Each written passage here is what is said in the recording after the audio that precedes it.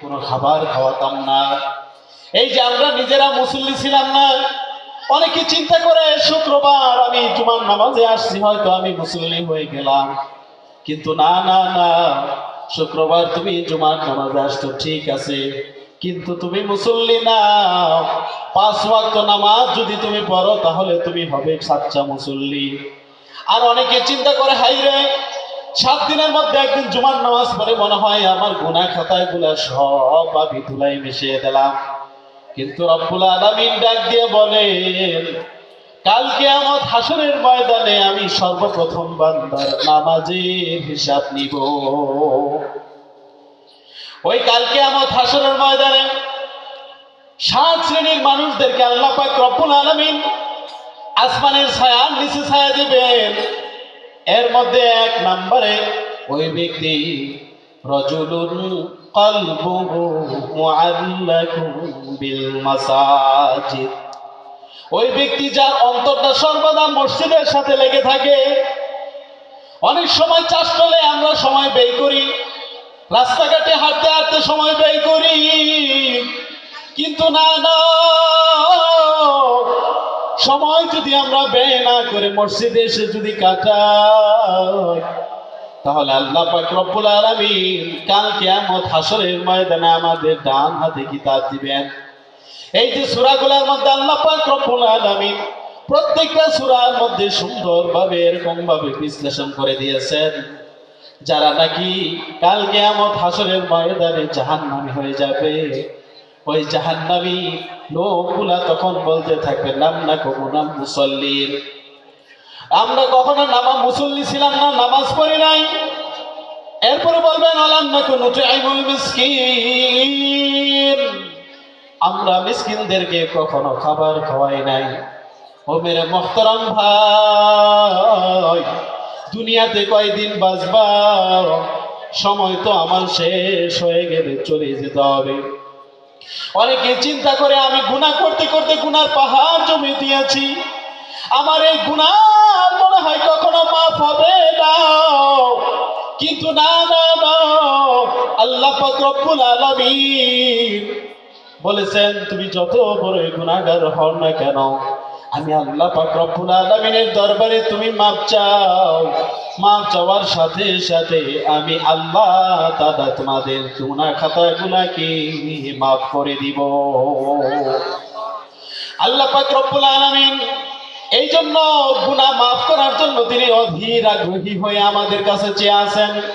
মুসা আলাইহিস সালামের জমানায় একজন লোক এত গুনাহগার, এই গুনাহগার মিশরের জমিনে একবার পানি নাই, বৃষ্টি নাই, চতুর্দিকে খরা হয়ে যাইতেছে, কোথাও পানি নাই পানি নাই। বনি ইসরাইলের লোকেরা মুসা আলাইহিস সালামের কাছে আরজ করে গিয়ে বলেন, ও মুসা, আল্লাহ তাআলার কাছে বলে একটু পানির ব্যবস্থা করে দাও। আল্লাহ তাআলার কাছে মুসা আলাইহিস সালাম দোয়া করতেছেন, বলতেছেন, ও মালিক, মিশরের জমিনে কয়েকদিন যাবত বৃষ্টি নাই, মানুষ ফসল ফলাতে পারতেছে না, ও আল্লাহ তুমি মিশরের জমিনের মধ্যে একটু বৃষ্টি দাও। আল্লাহ পাক রব্বুল আলামিন ডাক দিয়ে বলেন, জিবরাইল আমিনকে মুসা আলাইহিস সালামের কাছে পাঠিয়ে বলতেছেন, ও মুসা, তোমরা যে দোয়া করতেছো, এই দোয়ার মাঝখানে এমন একজন লোক আছে, যেমন একজন গুনাহগার তোমাদের মধ্যে আছে, এই গুনাহগারের কারণে আজকে আমি তোমাদের দোয়াকে কবুল আর মঞ্জুর করব না। এই গুনাহগারকে যদি তোমাদের থেকে যদি না সরাও, তাহলে তোমাদের দোয়াকে আমি কবুল করব না। অতএব ও মুসা, এই লোকটাকে তোমাদের থেকে সরাও।